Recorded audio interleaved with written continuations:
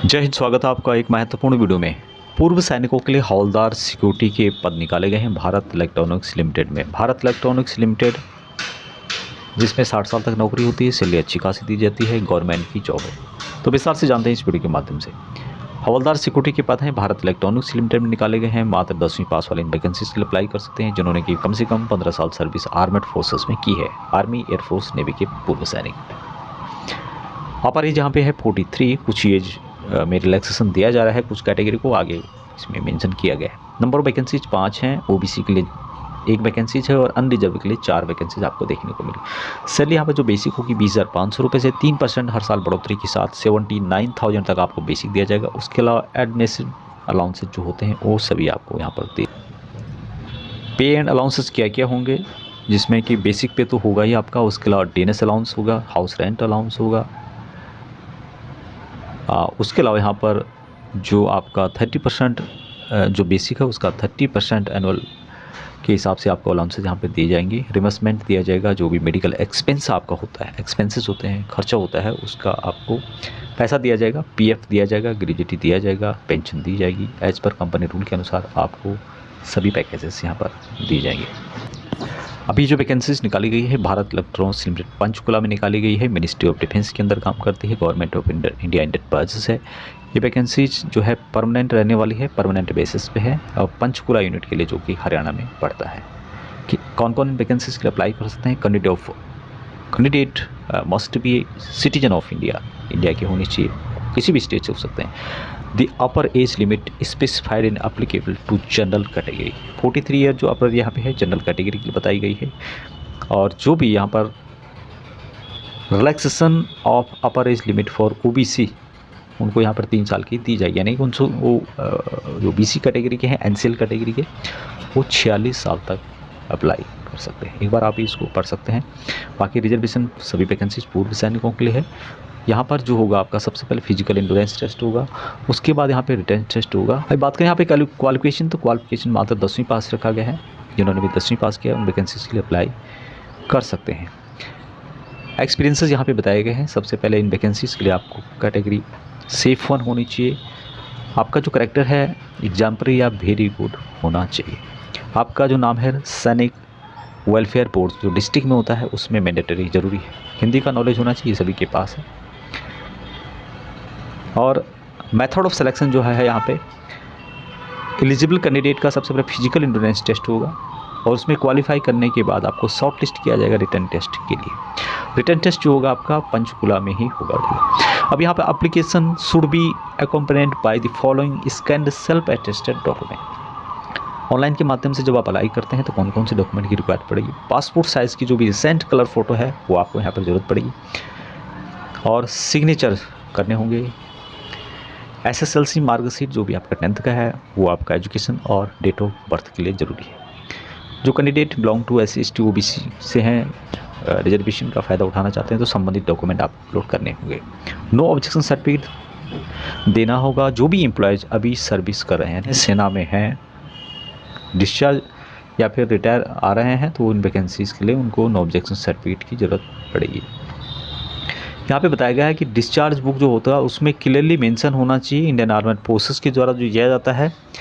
Concern authority clearly indicate medical category of discharge clear mention होना चाहिए। Example या very good और safe 1 ये आपको दिखाई देना चाहिए। Candidate presently employed in the armed forces, यानी कि आर्मड फोर्सेस में आप नौकरी कर रहे हैं और डिस्चार्ज आ रहे हैं निकट भविष्य में, need to submit documentary proof in support of their medical category.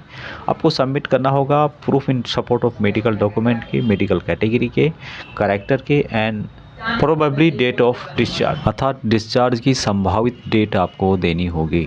बाकी जो डॉक्यूमेंट है, document of registration and registration number issued by the district सैनिक वेलफेयर, ये भी जरूरी है पूर्व सैनिकों के लिए।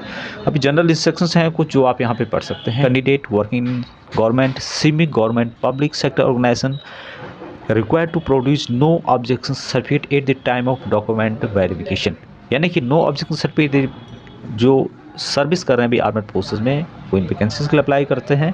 नो ऑब्जेक्शन सर्टिफिकेट आपको डॉक्यूमेंट वेरिफिकेशन के समय दिखाना होगा। जो कैंडिडेट ST/ST के उम्मीदवार हैं उनको शारीरिक परीक्षा के लिए या लिखित परीक्षा के लिए उपस्थित होते समय वैध फ़ोटो पहचान पत्र प्रस्तुत करना होगा। यात्रा के लिए टीए का दावा आप कर सकते हैं। मूल जाति प्रमाण पत्र प्रस्तुत करना होगा और ट्रेन या फिर बस टिकट के साथ उसकी एक प्रति जमा करनी होगी।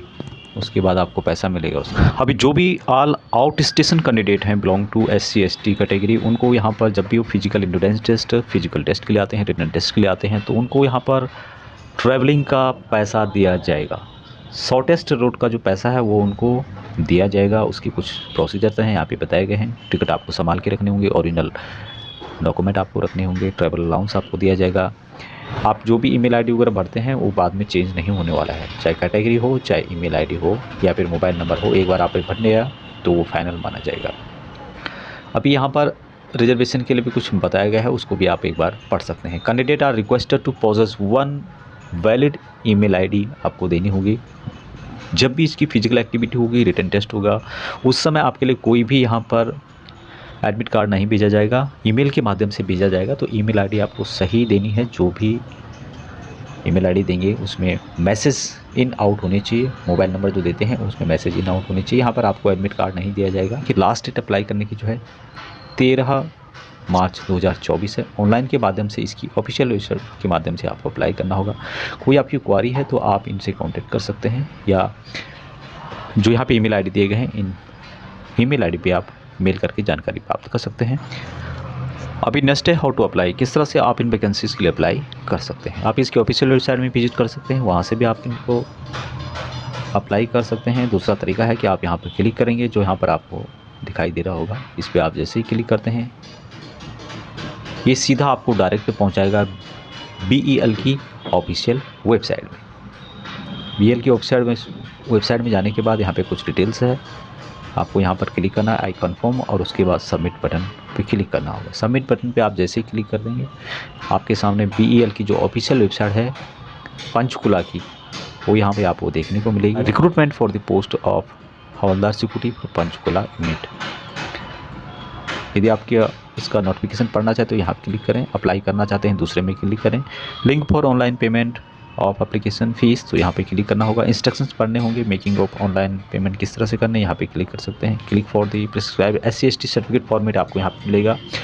Click here for prescribe Aadhaar backward class certificate format, तो यहाँ पे आपको देखने को मिलेगा। हमें सिंपल कर click here to apply number 2 पे। अब जैसे आप यहाँ पे क्लिक करेंगे आपके सामने 2 ऑप्शन खुलेंगे। एक होगा जो टेक्निकल ग्रुप सी के लिए निकाले गए, ये दूसरा होगा click here to apply for havildar recruitment, तो आपको करना है हवलदार रिक्रूटमेंट के लिए। ओके यहाँ पे करना होगा। ओके करने के बाद और भी यहाँ पे आपको कुछ डिटेल्स दिया जाएगा। यदि आप इसका नोटिफिकेशन हिंदी में पढ़ना चाहते हैं तो आप यहाँ पे क्लिक करें, हिंदी में आपको मिलने वाला है। यहाँ पे आप जैसे ही करेंगे हिंदी में आपको ये नोटिफिकेशन मिल जाएगा। अभी हम बात कर रहे थे यहाँ पे ऑनलाइन अप्लाई करने की, तो आपको करना है यहाँ पे फ्रेश कैंडिडेट हैं आप तो फ्रेश कैंडिडेट में करें। यदि ऑलरेडी लॉग्ड इन कैंडिडेट हैं तो आप दूसरे में क्लिक करें। फर्स्ट में आपको क्लिक करें यदि आप फ्रेश कैंडिडेट हैं, और यहाँ पर इस तरह से आपको डिटेल्स बननी होगी। यहाँ पे पासवर्ड क्रिएट करना होगा, ईमेल आईडी देनी होगी, सबमिट करना होगा, और उसके बाद आगे का प्रोसेस कंप्लीट करना होगा। ये थी जानकारी। चैनल को सब्सक्राइब नहीं किया, सब्सक्राइब जरूर करें। जय हिंद।